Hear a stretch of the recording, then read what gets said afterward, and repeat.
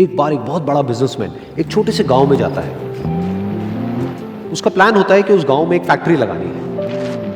वो एक ऐसी जगह तक पहुंच जाता है जहां पर उसके सामने नदी होती है और उसके सामने गांव होता है।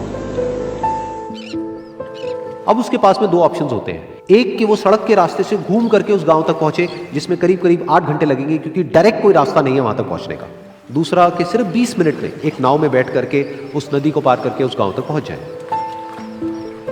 तो अपना टाइम बचाने के लिए उसने उस नाव में बैठने का डिसीजन लिया। वो नाव बहुत ही छोटी सी थी, जिसमें एक तरफ एक आदमी बैठा था जो कि नाव चला रहा था और दूसरी तरफ ये बिजनेसमैन बैठा हुआ था। तो नाव में बैठने की थोड़ी देर बाद उस बिजनेसमैन ने उस नाव वाले से पूछा, तुझे पता है तेरी नाव में कौन बैठा है? तो नाव वाले ने बड़े ही भोलेपन से कहा हाथ जोड़ करके, नहीं साहब मुझे नहीं पता आप कौन है। तो बिजनेसमैन बोला, अरे तू अखबार नहीं पढ़ता है क्या?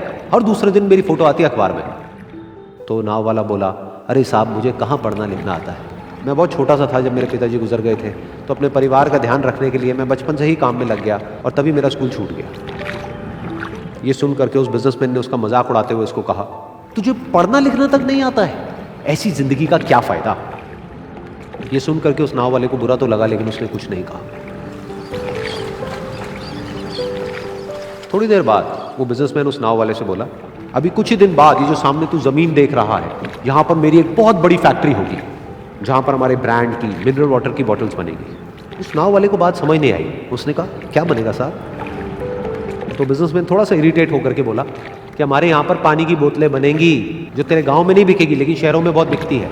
अरे कभी तू शहर गया होगा तो तूने देखी होगी पानी की बोतलें रखी होती है दुकानों पर। फिर वो नाव वाला बोला, अरे साहब मुझे कैसे पता होगा, मैं तो कभी इस गाँव से बाहर गया ही नहीं। फिर वो बिजनेसमैन उसके ऊपर हंसते हुए बोला, तू कभी इस गांव से बाहर तक नहीं गया, तुझे पता ही नहीं कि शहर क्या होता है? अरे ऐसी जिंदगी का क्या फायदा?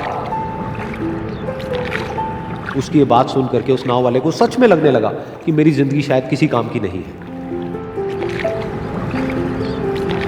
अपनी सोच की वजह से उसका नाव से ध्यान हटा और तभी नाव की टक्कर हो गई एक बड़े से पत्थर से, जिसकी वजह से नाव में पानी भरने लगा और नाव डूबने लगी।